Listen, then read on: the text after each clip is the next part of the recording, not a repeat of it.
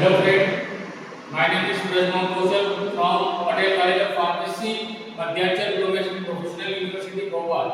Today we are going to talk about anti-hypertensive drug. तो उसी में नई कैटेगरी पिछली बार हम डायबिटीज पढ़े थे, इस बार हम रेनिन एंजियोटेंसिन सिस्टम इनहिबिटर पढ़ेंगे। उससे पहले हम समझते हैं कि रेनिन ब्लड प्रेशर, जैसा कि मैं पहले भी आपको बता चुका हूं, तो ब्लड प्रेशर कई कारणों से बढ़ता है, उसमें से एक और कारण रेनिन एंजियोटेंसिन सिस्टम का है।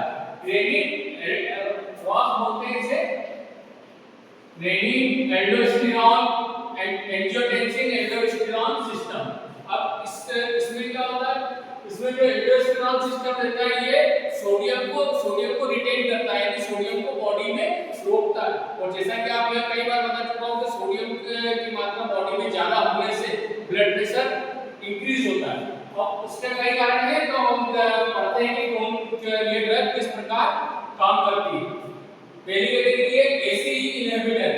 ACE means angiotensin converting enzyme. यह एक प्रकार का एंजाइम है जो एंजियोटेंसिन को कन्वर्ट करता है फर्स्ट से सेकंड में और सेकंड से थर्ड में। इसके तो चार फॉर्म होते हैं, उसमें कन्वर्ट करता है। रेनिन किडनी में जक्स्टाग्लोमेरुलर सेल से रिलीज होता है और कन्वर्टिंग एंजाइम लंग्स से रिलीज होता है।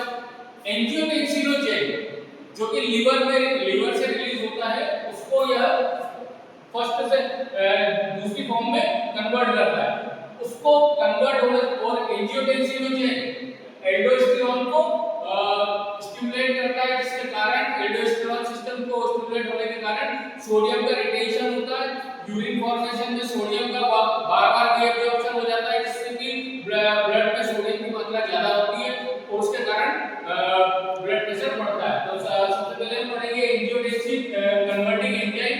तो ये लीवर से जो एंजियोटेंसिन रिलीज होगा और जब ब्लड में इंटर होने के बाद एंजियोटेंसिन कन्वर्टिंग एंजाइम जो कि लंग्स से रिलीज होगा, वो एंजियोटेंसिन को कन्वर्ट होने से ये ड्रग उसको इनहिबिट करेगी, उसको कन्वर्ट होने से रोकेगी, जिसके कारण एल्डोस्टेरॉन सिस्टम स्टिमुलेट नहीं होगा और सोडियम का रीअब्जॉर्प्शन नहीं होगा, जिससे सोडियम को यूरिन के थ्रू बाहर होगा और ब्लड प्रेशर डाउन हो जाएगा।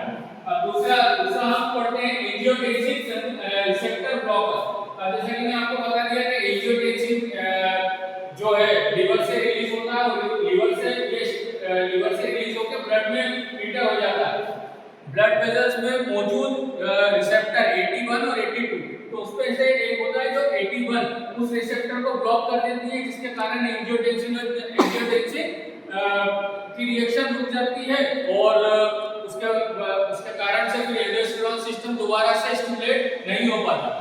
अब तीसरी कैटेगरी है डायरेक्ट रेनिन। डायरेक्ट रेनिन जो कि किडनी की जक्स्टाग्लोमेरुलर सेल से रिलीज होता है, ये एक्चुअल में प्रोरेनिन होता है, प्रोरेनिन की फॉर्म में निकलता है, इनएक्टिव होता है, लेकिन उसके बाद एंजियोटेंसिनोजेन के संपर्क में आने पे ये कन्वर्ट हो जाता है और एक्टिवेट हो जाता है, जिसके कारण ये एंजियोटेंसिनोजेन को कन्वर्ट होने में मदद करता है। अब इसकी क्लास हम याद कर लेते हैं। इसको याद करने के लिए है जैसे केप एना को मिली पर राम का फर्स्ट क्वेश्चन ट्रेंड में रहा, तो captopril, enalapril, lisinopril, perindopril, ramipril और इसमें दूसरी category low candy well tell मी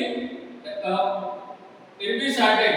तो इसको पढ़ेंगे losartan, candesartan, valsartan, telmisartan, irbesartan, ओल्मी और last one is direct renin inhibitor, तो इसमें एलिस किराइन। ठीक, थैंक यू वेरी मच।